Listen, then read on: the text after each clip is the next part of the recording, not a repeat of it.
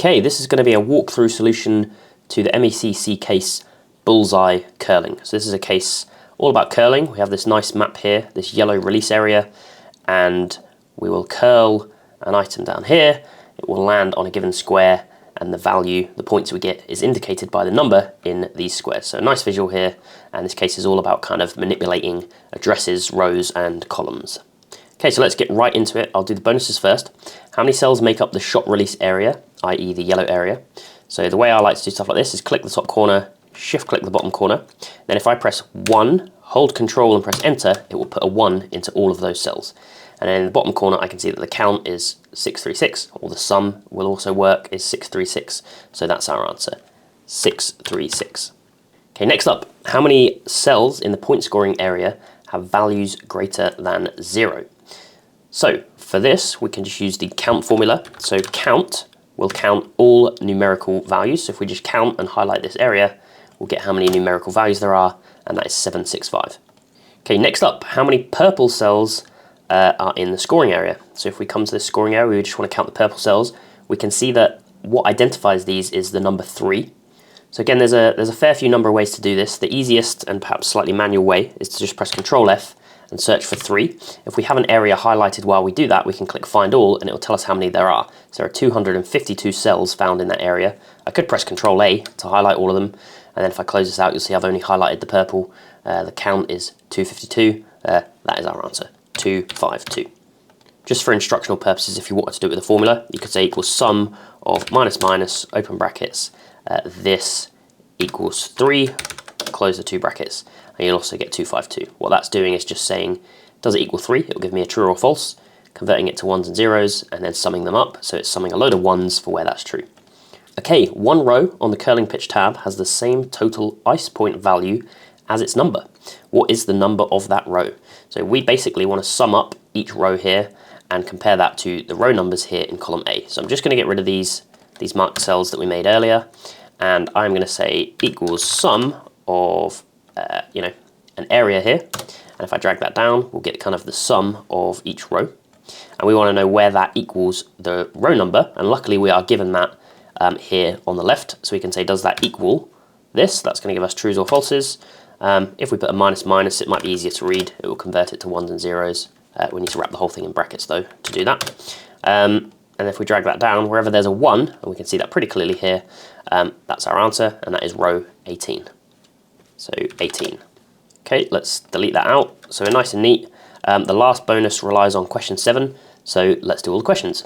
Okay, question 1, what is the row number of the given cell? Well, rows in Excel are designated by numbers, so we want to extract the numbers from each of these cells. We're quite lucky in this question that we're always given 2 numbers. You could have row 1 to 9, which are only single digits, or you could have 3 digits. Luckily we're given 2, so we can just use the right formula. So let's say equals right of this, comma, 2 characters, and that will give us our answer.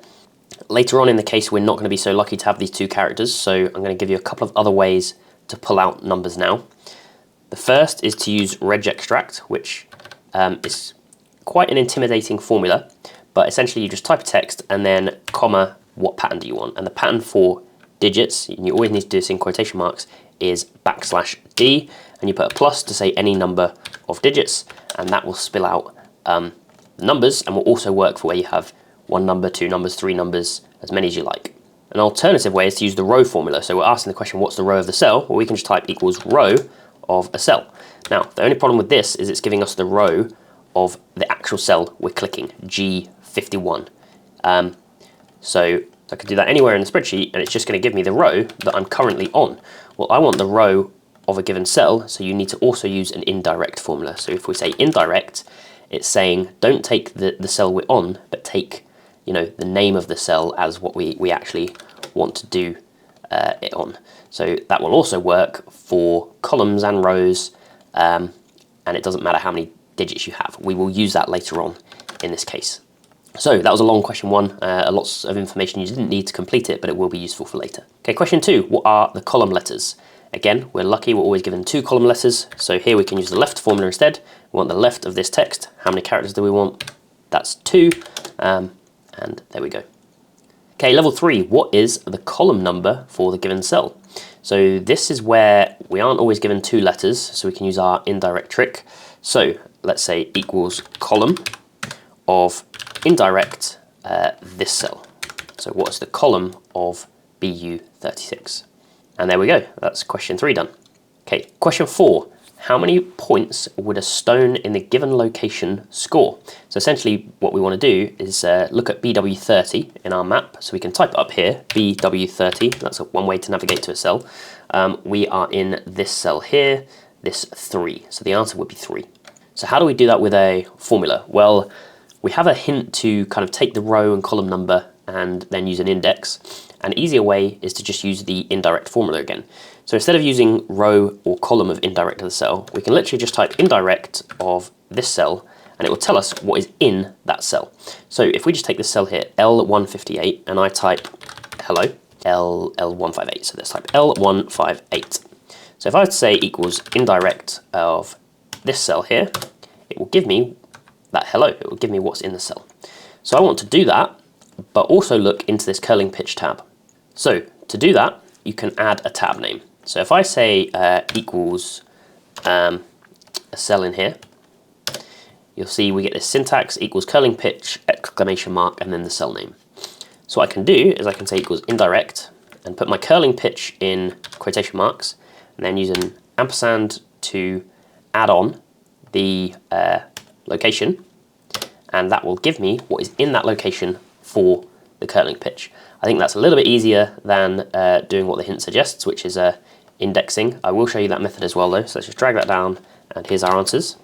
So if I was to use an index, I would take the row and column number. So let's type this up here, so row, col, and let's say equals row of indirect of this cell, and then equals column of indirect of this cell.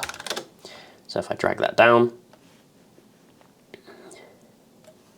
I could then use an index, and what that does is it takes in a grid and then gives you a specified row and column from that grid. So I can say index, here's my grid here, and I want to start from the very first cell, A1, and let's go all the way down to here. My row number that I want to pull from that grid is this, and my column number that I want to pull from that grid is here.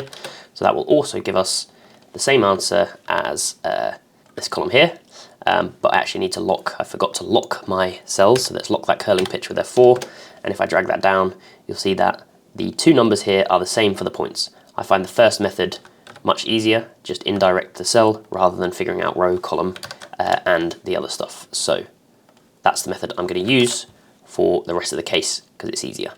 Okay, level 5, how many total ice points are in the given row on the curling pitch sheet? So this is a bit like what we did earlier for the bonus question. I'm going to say equals sum of all of this stuff, take that to the end. That will give me the points for the entire row. And then because I have the row numbers here, I can do an XLOOKUP to look up the row number and pull the score value. So if we say XLOOKUP, what are we looking for? We're looking for this number. Where are we looking for it? In column A, and we want to return what's in column N. So that's going to give us the points for the row. So let's copy those into here.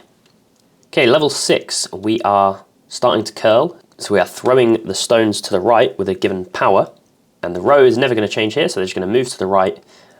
So we need to figure out where they end up. So the row stays the same, but the column changes. So let's say row, column, and let's find the row and column of our original cells. So row of indirect of this. And then the column is column of indirect of this. So there's our original row and column. So our new column is actually going to be that plus the power we shot with. So that's our new location, if you like. And then finally, we need to figure out what address corresponds to that row and column. Well, there's a formula called address. So it's very simple, takes in a row number, which is that, takes in a column number, which is that, and that will give us the address. The default is that it's an absolute reference, i.e. it's locked in these $signs. You can specify whether you want relative or absolute references. 4 is relative, which is not the $signs. That's the one we want. Let's drag that down, and this should be our answers. Okay, and then level 7, what is the score? So the score is the number of the cell that we land in multiplied by the number of the stone. So we basically want to figure out where the stone goes, what the points are here, and multiply it by this given number. So we already have this row and column stuff, so I'm going to just move that over, copy it, and I should be able to just paste it here, and I get our new row, column, and the address. Now, we can just use our indirect trick from earlier. So let's say indirect, let's click somewhere in this curling pitch to figure out what syntax we need.